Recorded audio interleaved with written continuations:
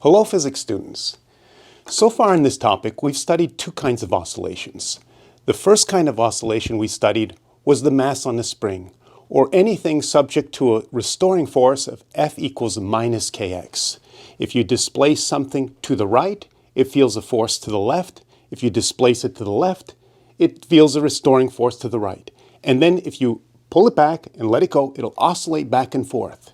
We studied the motions, the sine and cosine functions. For the displacement, we learned that taking the derivative of the displacement gives you the velocity function. Taking the derivative of the velocity function gives you the acceleration function, all sine cosine functions. We also studied how we could use Newton's laws to derive the period or the time for one single oscillation back and forth using differential equation techniques. We also learned how to analyze that system with energy dynamics, kinetic energy changing to spring potential energy back and forth. We also studied the simple pendulum. You take an object like this and you tilt it to the side, you let it go, and it vibrates back and forth. There's a formula for the period of oscillation of that. T equals 2 pi square root of the length of the string over 9.8, all under the radical. And we learned how to derive that formula as well. Well, today what we're going to be doing is we're going to be studying oscillations that involve rotation. Two kinds of oscillations. One is called a torsional pendulum and one is called a physical pendulum. Now the torsional pendulum is more like the mass on a spring oscillating. Technically, I don't think it seems like a pendulum at all. Let me show you. So what I have here is the discs that we used in our rotation experiment mounted on a hacksaw blade, something used to cut metal. So basically it's a strip of metal held by a pair of pliers or vice grips. Now, if I take this disc and I pull it to the side, I'm exaggerating, right? But it takes a certain torque to displace it from the side. Furthermore, the more I pull it, the more torque there is. So tiny bit of torque, more torque, more torque, more torque. Also, it's in the opposite direction of my displacement. So in other words, I turn to your right and the restoring torque is to the left. And same thing this way, opposite way, back to the equilibrium. Now when I take this and displace it and let it go, you see that it oscillates. You can see this reference line. Hopefully you could see it going back and forth. So it's undergoing simple harmonic motion. So that is what we call a torsional pendulum. So, torsional pendulum. You could put a disc or any kind of rectangular plate on a wire or a spring, something metallic that creates that springing back torque. You displace it from its original theta equals 0 coordinate, maybe make a reference line. You pull it to some positive theta max. I guess I could call either way, positive or negative, it doesn't matter. I think by the conventions of the right-hand rule, that is a positive theta. When I let it go, it overshoots the equilibrium to the same displacement in the negative direction and then goes back and forth. Now, to figure out the period of this oscillation, we have to make a differential equation as we did in both the pendulum and the mass on the spring.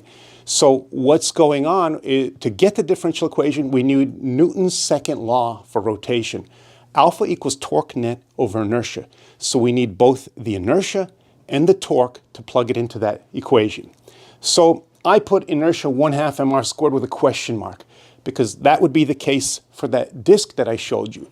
But I could put a basketball under there, a board, and so the formula will be different. That's why the question mark is there. It depends on the object that I'm using for my experiment. The torque, well, as I said, the more I displace it, the larger torque I get, just like F equals kx. The bigger the x, the bigger the force. The bigger the theta, the bigger the torque. And that's what that straight line shows. So this spring torque could be modeled by an equation like F equals kx, provided that we use a new symbol, kappa, a Greek letter. It looks like a K, but it's the Greek letter kappa. Some constant times theta, just like F equals minus kx. So kappa will be in Newton meters squared per radian, technically just Newton meters squared, because remember I said earlier, the radian actually doesn't have a unit. You're welcome to put it in, but technically it's okay to omit it as well, or put it in. Either way is fine in the AP.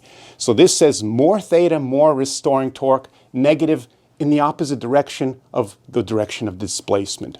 So then, oh, by the way, let's take a pause so you can copy these notes down if you haven't already. Okay, so now I have the torque, I have the inertia, I can go to Newton's second law for rotation. So here we are. Oh, by the way, okay, so later. But this is the formula for the period of oscillation. Notice that it looks similar to 2 pi square root of mass over spring constant, like the mass on a spring. But now we have rotational mass, or inertia, and rotational spring constant kappa. So there's the formula. This is how you would derive it. You start again, as I said, with Newton's second law, alpha equals torque net over inertia. Now, again, alpha, just like acceleration, is actually a derivative of a derivative. The second derivative of theta. It's the derivative of velocity, which itself, velocity is the derivative of displacement, so double derivative of displacement.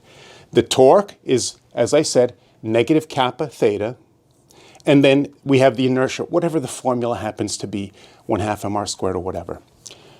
I didn't go through all the details, but remember how we proceeded with the mass on a spring. We guessed a formula that this would take the form of a sine or cosine function. So I use theta equals theta max cosine of omega t. I plug that function in these two places. This side, I have to take the derivative twice, and what would happen, I left all the steps out because it's just repeated. I think you'd be comfortable with that, and we already did it twice with the two kinds of oscillations we studied. Do that, and then the theta max and the cosine will divide away from the analysis, leaving just omega squared is kappa over inertia. So there. Now, we remember that omega is actually 2 pi over the period. And so omega squared is 2 pi over the period squared.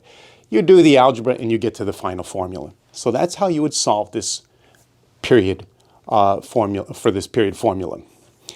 So that's something you have to do on the AP. Another possibility is that you would analyze this with the kinematic formulas, taking derivatives or integrating acceleration to get velocity, integrating velocity to get displacement. That's all possible. Also analyzing the torsional pendulum for energy dynamics or with energy analyses. The difference being, instead of kinetic energy being 1/2 mv squared as something is going like this, it's a rotational 1/2 I omega squared, rotational kinetic energy. That's when the displacement is 0. And then when the spring winds up and it pauses momentarily, the spring potential energy of a torsional spring is 1/2 kappa theta squared. Looks like 1/2 kx squared. So that's kind of nice. It kind of piggybacks on that rotationally, as we've done all through the rotational topic. So you might have to do these kinds of analysis, setting these equal to each other, also in a torsional pendulum problem. All right, let's take a moment. If you haven't already copied these notes down, go ahead and copy them down. Okay, so torsional pendulum, as I said, is similar to the mass on a spring oscillating.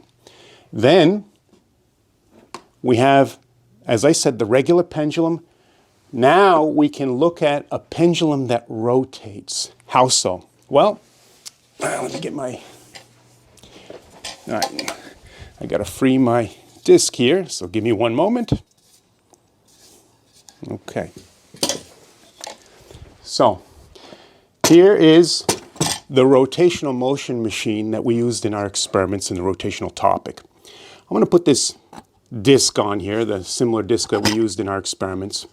And you see here, if I take this disc and I displace it and try and create a pendulum, I tilt it to the side like this. So this line, vertical right here. I tilt it to the side and I let this go. You see, it's not really swinging like a pendulum. In fact, if I took a stopwatch and timed how long it would take to go there and back, I'd be waiting forever. We could say the period of oscillation is infinity, maybe. Why isn't it oscillating? Well, remember, in the rotational topic, we learned that you can consider the force of gravity, even though it's spread all throughout this wood material, to be acting directly, acting directly at the center of this axle right here. And so there is no torque restoring this back as it was, the hacksaw blade was restoring the torsional pendulum back to equilibrium. Why is there no torque? Radius of this force of gravity is 0. So torque is RF sine theta. With radius 0, there's no torque to bring this swinging back to its original location. What I have to do is I have to drill a new hole in a new position.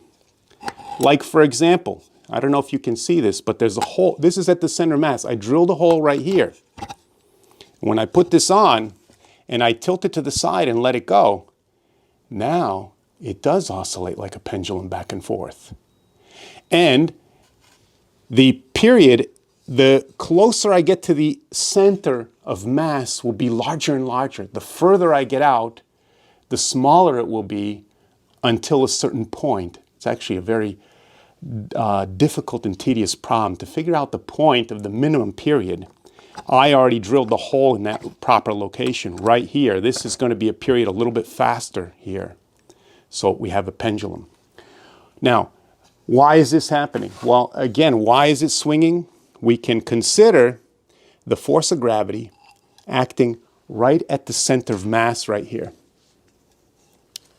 So when I tilt this to the side, don't have enough hands here. Okay. Now you see there's a force of gravity of R, F, sine theta. And that creates a torque. If I displace this to your left, the torque is to the right.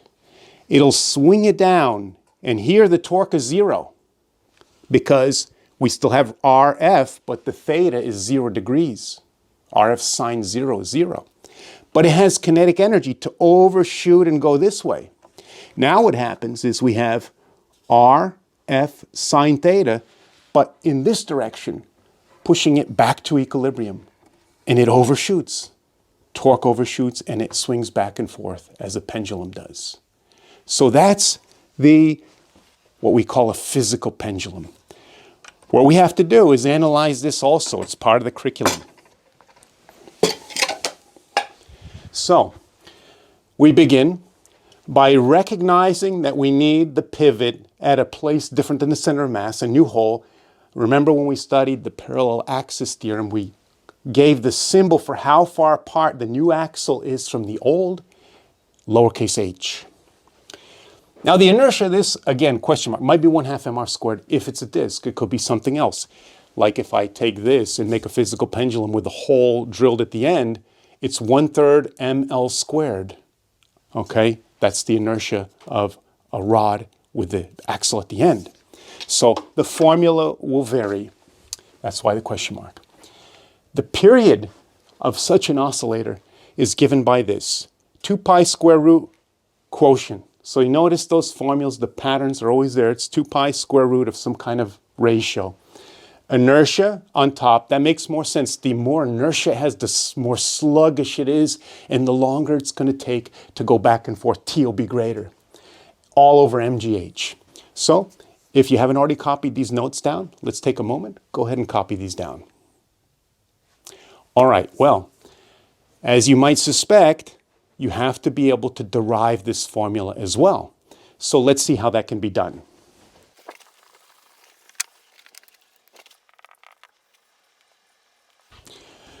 So here's our disk, here's our axle. As with a torsional pendulum, it's a rotational problem. Alpha equals torque net over inertia. We need to figure out the torque, we need to figure out the inertia, and then we need to plug that into the alpha equation and generate our differential equation and solve it. So, first thing,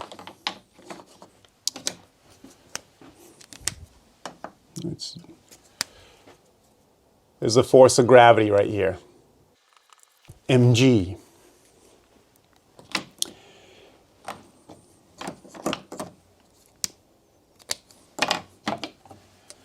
There's also a support force here, which we're not going to worry about because it doesn't contribute to the acceleration because it's at radius equals 0.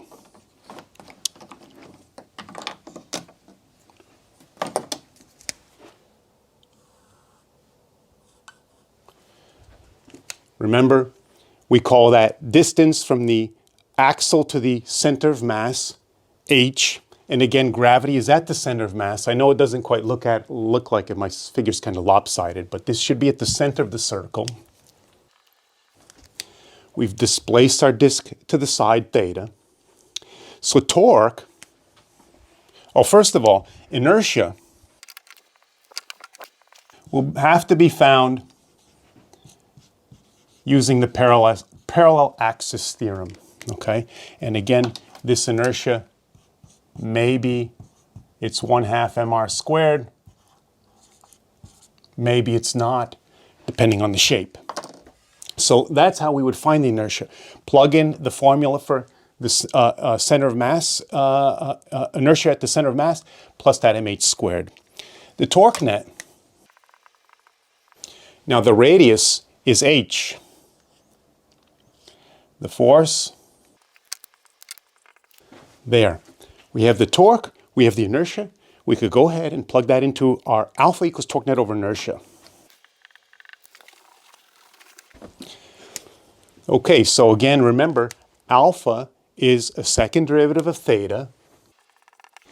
The torque, I'm going to put it in as negative because, again, if I pull it to the right, the restoring torque is to the left, and vice versa.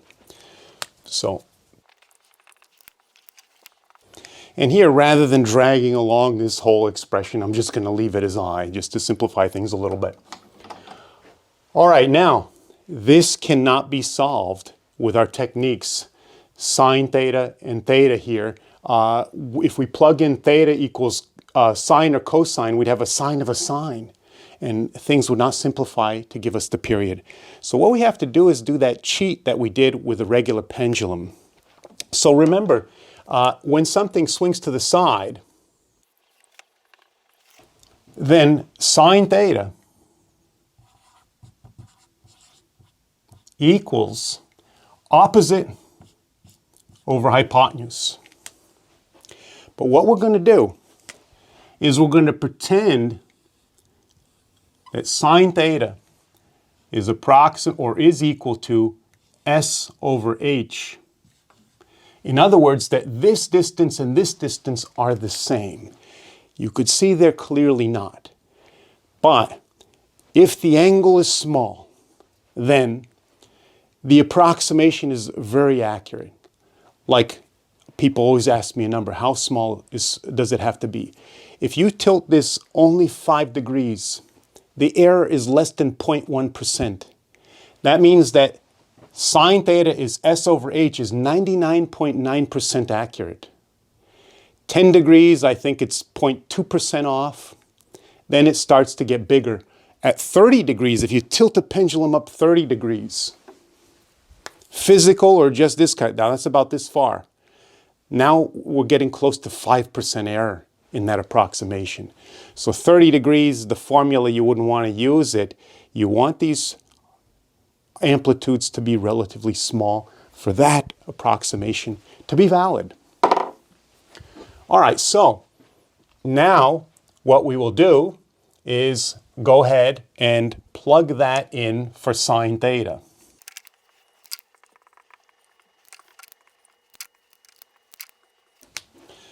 Now, that s over h term is s arc length over radius. H is really the radius of the arc length.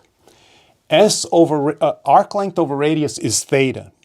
And so our formula becomes this. That looks like the formulas we've been using all along. Double derivative of something with some terms with a minus sign in the front. And so we can proceed as we did before. We could say theta equals, plug that in here and here. What'll happen is you'll get a negative omega squared here, and then the theta max and the cosine, those will all go away, And what we'll be left with is this. And then remember, omega is equal to 2 pi over the period. So omega squared, we take the square root of both sides, solve for t, and we get our result. Again, I left out a lot of the details, but I think you know how to take the derivative of the cosine function twice and get that omega squared out of it, and then cancel the terms. So there's the derivation, okay? Makes sense, more inertia, more time, and then the greater the h, the less the period, but it's actually a little bit more complicated because remember that this inertia is actually from the parallel axis theorem. All right, so if you haven't copied these notes down, let me pause for a moment to give you a chance to copy these down. All right, before I leave you, I want to just do a couple examples so maybe you could feel a little bit more comfortable of what to do when you're given problems with numbers, how to analyze using these formulas.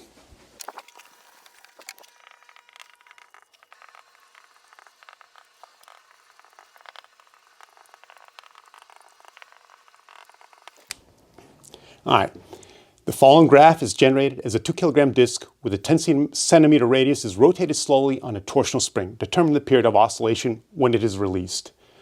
Okay, so the graph is as follows. So there it is. All right, so what we're going to do is figure out what the kappa is, because remember, I won't write the formula yet. Well, maybe I will. I'll start with that. So I need both the inertia and I need the kappa.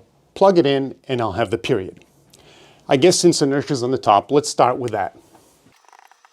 It's a disk, so inertia is 1/2 mr squared. There's the inertia. The next thing, the torsional constant. So remember, oh, by the way, I converted the 10 centimeters to 0.1 meters. I'm going to leave the minus sign off because I'm just concerned with the magnitude of the kappa. We could see from the graph that 8 Newton meters of torque are generated for 2 radian displacement. Divide both sides by 2 and you get the kappa. Now we go ahead and plug in inertia and kappa.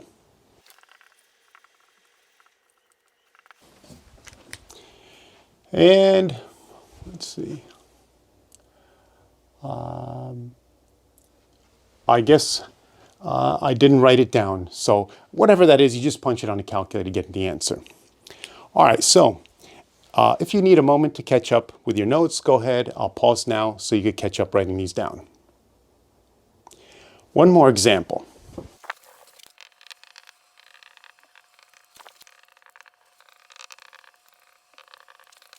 All right, so show that a physical pendulum has the same period as a simple pendulum if it is hanging from a very long wire of negligible mass. In other words, if I took this and I put it on a real thin wire, like a piano wire, and the string got very long, the wire got very long, and I swung it back and forth like this, the H would be longer than the radius of the disc. It would be maybe 10 meters, and the radius of the disc is only 0.1 meters because it's hanging way up here and swinging back and forth like this. In fact, what I'm describing is the pendulum that I was swinging earlier. If I have this string very long, I'm going like this, just keep it on the screen. But it's actually a solid sphere, and I think the inertia is 2/5 mr squared. And yet I used the fact that it was just a point mass. So that's what's going to happen. We're going to see that it takes the form of the period of oscillation of a point mass on the end of a long string. So we start with our formula for the period of oscillation of a physical pendulum.